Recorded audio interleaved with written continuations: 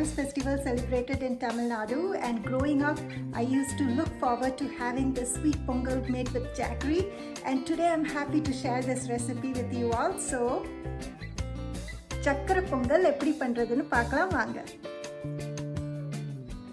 Welcome to Shine with Shobs. This channel is all about making you shine with my healthy diet and building your emotional strength. So make sure to subscribe and don't forget to hit the bell icon so that you don't miss any new updates from me. To make this sweet pongal, I'll be using half cup of rice and 1/4 cup of moong dal. Dry roast dal for a few seconds until the raw smell goes away. This will enhance the flavor. Make sure not to over roast it. Add rice to a bowl. Wash and rinse thoroughly to remove the surface starch. Now add in the dry roasted dal. Rinse once again. And I'll be using a pressure cooker to cook this rice and dal together. And I'll be using 2.5 cups of liquid, 2 cups of water and half cup of milk. Milk is going to give that additional flavor.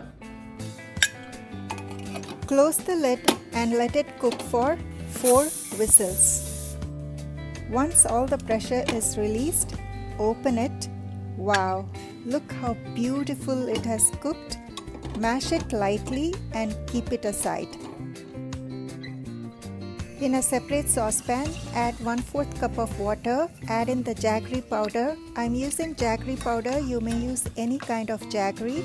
I'm also adding a little bit of ghee to the jaggery syrup and let it simmer. Let it boil until it gets a little bit thick.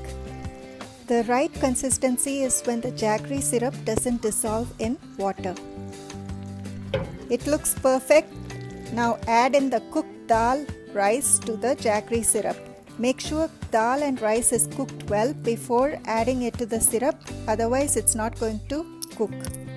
At this stage, add in the fresh crushed cardamom powder. This will enhance the flavor.